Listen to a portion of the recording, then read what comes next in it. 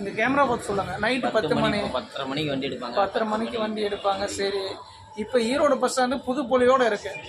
புலியோடு இருக்குது. ஆனால் மகிழ்ச்சியாக இருக்குது. புக்கிங்கெல்லாம் கொஞ்சம் கேன்சல் பண்ணோம். அதேமாரி வரும் பயணிக்கு வந்து சீட்டு கிடைக்க மாட்டேங்குது. புக்கிங்னு முன்னாடி பண்ணிடுறாங்க. அதில் ஒரு வருமானத்துக்காக இதை வந்து அரசு நேரடியாக பார்த்து இந்த படிக்காதவங்களாம் புக் பண்ணி போக முடியாது.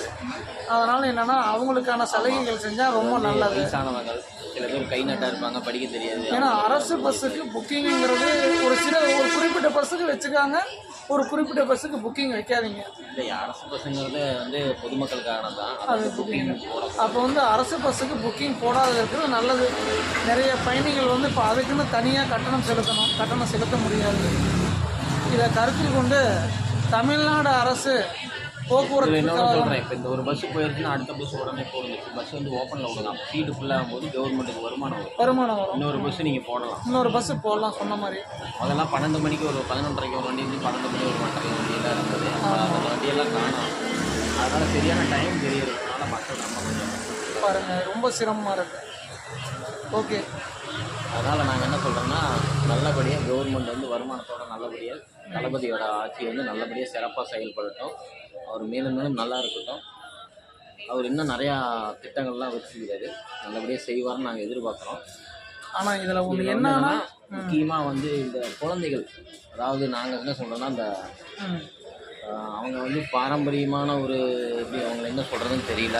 இந்த குழந்தைகள் படிக்கிற வயசு குழந்தைங்க வந்து நிறைய பேர் இந்த ஆசைங்க இந்த பிச்சை எடுக்கிறதுக்காக வந்து ஆசைங்களுக்கு வராங்க. அந்த குழந்தைங்களை நம்மளாம் நிறையா பார்க்குறோம். அந்த குழந்தைங்களுக்கு ஏதோ ஒரு ஸ்கூல் படிக்கிற வயசில் யாராவது இருந்தால் கண்டிப்பாக வந்து ஸ்கூலில் சேர்த்துறதுக்கு உண்டான நடவடிக்கை வந்து கவர்மெண்ட் எடுத்தாங்கன்னா கொஞ்சம் நல்லாயிருக்கும். ஏன்னா அவங்களுக்கு வந்து எதிர்காலங்கிறது அந்த படிப்பு தான். அது பொம்பளை பிள்ளைங்க தான் நிறையா இருக்காங்க. அது கொஞ்சம் தீவிரமாக நீங்கள் இது பண்ணிங்கன்னா கொஞ்சம் நல்லாயிருக்கும். அவங்களோட வாழ்வாதாரம் எப்படின்னு தெரியல.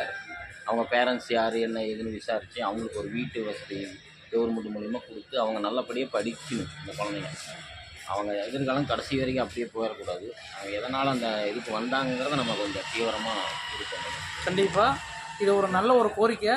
என்னுடைய இன்ஸ்டாகிராமில் இதை அப்லோட் பண்ணுறேன், யூடியூப்பில் அப்லோட் பண்ணுறேன்.